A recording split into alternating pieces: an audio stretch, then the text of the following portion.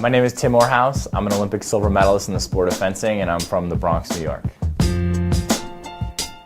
When I came from Harlem to Riverdale, I was really struggling in school, even though I'd gone to a really good public school. Kind of the academic environment of Riverdale was really a challenge. And one day I was walking down the hall and I saw a sign that said, "Join the fencing team, get out of PE."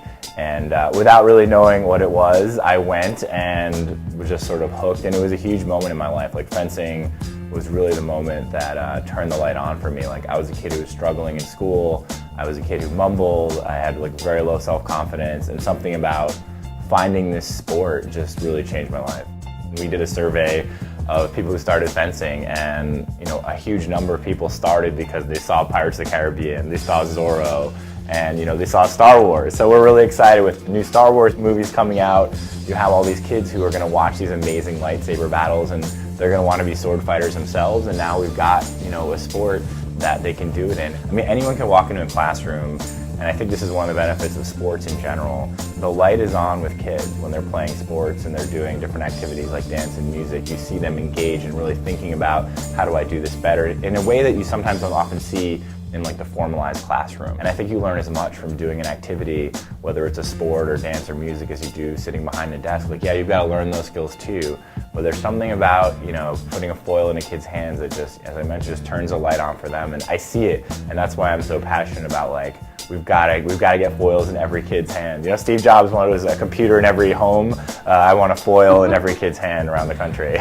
I fell into teaching, kind of similar to fencing. I learned about this program called Teach for America. I thought back on my own education and how lucky I was to have really great teachers, and I wanted to give back. And so I started teaching 7th grade in New York City. I was a social studies teacher. A lot of our Olympic athletes are unbelievable role models. They're amateur athletes, they're training, they're pursuing their dream, they're overcoming these amazing challenges. You're not born an Olympian. Everyone who's out there started out somewhere. They weren't good when they started. They went through challenges, they've lost. I mean, I've been through all of that. I went through years of losing to get to the Olympics. So it's how do we humanize that for kids and let them know it's not that you're going to start amazing at something. No, you're going to be bad when you start something. You're going to be a beginner. It's going to take you hours of work. It's going to take thoughtful practice. It's going to take all these things. And that's what I want to be the educator of around the country, is education on these leadership skills, on these learning skills, and this process you have to go through if you want to be an Olympian or a doctor or whatever it is you want to do.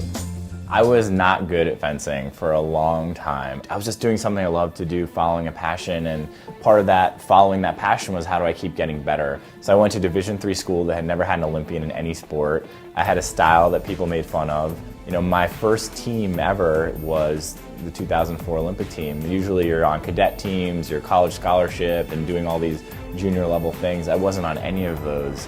Just being at the Olympics is very surreal. I always tell people it's kind of like, if you've read Chronicles of Narnia, it's like you're just entering this magical world, and it doesn't seem real. And when you're there competing, it's you have those moments where you're just this can't be, because you watch the Olympics your whole your childhood, and it just seems like this unapproachable thing. But it took me a long time to get there, and you have to be willing to fail and get up, and fail and get up, and fail and get up, and keep going, and to learn in those failures too. Sometimes it's hard, right? You fail and you just want to forget about it, but you kind of have to do the opposite. You have to kind of turn into it and think about why did this not go well, and pull out sometimes what can be really hard lessons, but those are the most powerful ones.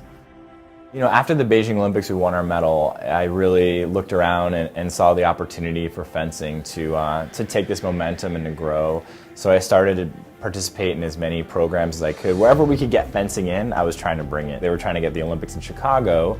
They wanted to have an event in the White House to really promote the Olympic Games, and I think we had shown we could do a great job, and they invited us to come. And then it was really all the president. So we set up our fencing strip in front of the White House. There was a bunch of Olympic sports there, and when he was making his opening remarks, he was pointing at us. He's I always wanted to do fencing, and then he came over and was really curious, and we showed him some of the moves, and you see this picture that actually went around the world of the president it's actually stabbing me with a lightsaber. I wasn't sure what we could bring into the White House, so we brought in the sabers, lightsabers, foam. They actually let us bring it all in. People always ask, is it safe? I'm yeah, it's safe. We taught the president to fence, so if they let us bring sabers into the White House, that should tell you. when they first contacted me and they're like, oh, would you want to be in a commercial, with Serena Williams and the Rockettes? It's like, okay, let me not scream on this phone. Starring in Chase commercial as a fencer is sort of this breakthrough moment for obviously myself and for the sport of fencing. Fencing hasn't typically been utilized by companies, especially in marketing. For fencing to grow, we have to have these grassroots programs, but we also have to be kind of in the public awareness, and I think the Chase commercial really elevates people's public awareness of fencing. I hope I just live up to that potential of how many kids I think we can help, and I just view this commercial as another aspect of that. Bank at Chase and fence. So this is sort of recently I became Goodwill ambassador for the World Games. They're going to be in Los Angeles this summer in July. This is a huge opportunity, I think, to raise awareness for people with mental disabilities. This is the biggest event LA has held since the actual Olympics. And I think Los Angeles is a great place for this, and they've really embraced it when I've been out there. One thing, there's no fencing right now in the Special Olympics, so I've been talking to them, and we're going to work on that too, because I think fencing will be a fantastic sport for the Special Olympics. It won't be in this World Games, but I definitely hope to make that happen in the future and to take an even bigger role in being an ambassador for fencing within the Special Olympics. One of the biggest changes in my fencing career was just embracing that my style was different. For a long time, people told me the way that I fenced was wrong, or you can't fence that way. And I tried to be like everyone else, and it just wasn't working. And then there was sort of this moment where, again, you just have these light switch moments where I just was like, what if I just embrace who I am? My moves look different. What would happen? And I went from finishing in the 50s in these World Cup competitions to starting to make finals and then helping my team win the silver medal in Beijing. So everyone has different strengths. Everyone is different, and everyone has to embrace that. Hey, you know what? Look at your classmate to the left and right. They're going to have different strengths, different passions, different loves, and that's all right. That's normal. You don't all have to be the same.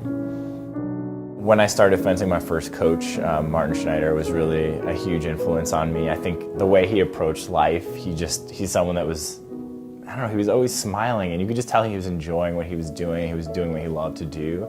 And that was a huge lesson for me, and he really supported me as I was starting to fence. He was actually a teacher, and he was a fencer. He fenced for NYU. That always struck me about how lucky I was to have this person when I was in school, just seeing the best in me, even when I wasn't there. When I started fencing, I was just sort of running around the room, and I had no skill, and I was fencing the movies, like Zorro, which is not at all how you're supposed to fence. You don't make it to the Olympics by yourself, so you can't underestimate those people that when you don't even have confidence in yourself, they're there to be like, look, this is where you can go, and he's one of those people for me. I think one of the reasons I was able to make the Olympics is I had the goal to make the Olympics, and when I made it, I really looked back and saw how few people actually, even people that were considered better than me, more talented than me, they just thought it was too hard and never really set the goal to go and went for it. Really, everything I try to do, it's all about going for the gold, and that's just not an Olympic thing. That's anything you do thing. I want to do it at the best that I can do it, and that's the Olympic motto. It's higher, faster, stronger. Right? It's not the strongest, fastest, highest, but it's